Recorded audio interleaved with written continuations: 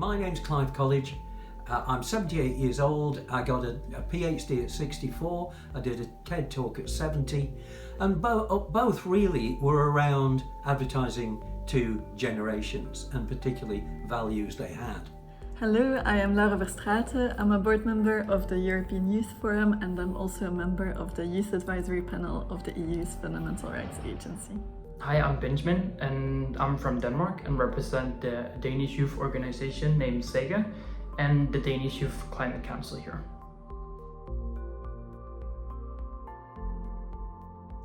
Intergenerational solidarity means to me working together like a family. They fall out sometimes, that's okay, that's part of it. But they respect each other and hear what each other's saying. Intergenerational solidarity means much more than just kind of the values that are inherent in the word. And it's much more about kind of enabling that solidarity by ways of engaging and including both younger and older people.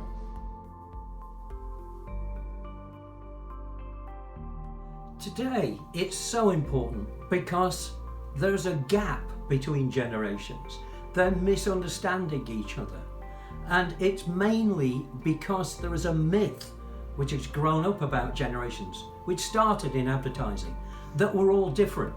Each generation is different. And I don't believe it. The issues of older people will eventually become the issues of younger people if they are not addressed, which is why we need to address them if we want to build a fair and sustainable future for every generation. Right now, society is really kind of facing pressures from all angles. I mean, we have climate tipping points approaching, we have new AI policy making that is going to transform the way we live, the way we work. We've got economic uncertainty, and a lot of this kind of just affects the mostly vulnerable people, being old people and young people.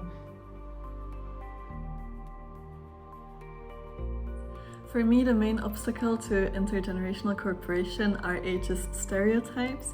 We have a lot of them, for example, that young people are lazy, that they don't care about politics, or that they vote for the far right, and they are just not true. And if we really want to achieve a world where intergenerational fairness is at the heart of decision making, then we need to debunk these stereotypes. Breaking all of us down into something called generations is a stereotype anyway. If you look at what happened to baby boomers, then baby boomers themselves have been called a brand.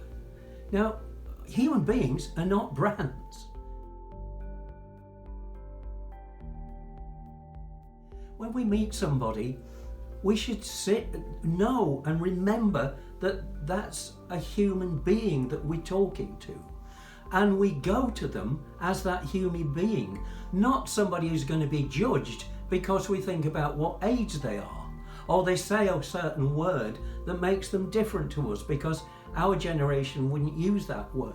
I really think a lot of the kind of lack of collaboration between the two groups are a structural issue, and therefore we also need kind of more legal frameworks and formal processes that actually enable this collaboration between them. We have a lot of ageist stereotypes, and to ensure that we can really cooperate together, we need to show positive examples of cooperation between younger generations and older generations. We can only have sustainable and fair policy making if we take into account all the different generations. So we needed to start doing this decades ago, so let's please start doing this today. We've had aging strategies, but we need kind of a shared responsibility and in that sense have more of a collaborative approach to these things.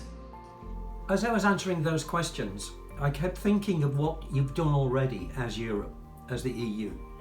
You've brought together different cultures and different countries, and you've made it work. Incredibly difficult thing to do. There's got to be things that you've done to get there which you can apply to bringing generations together.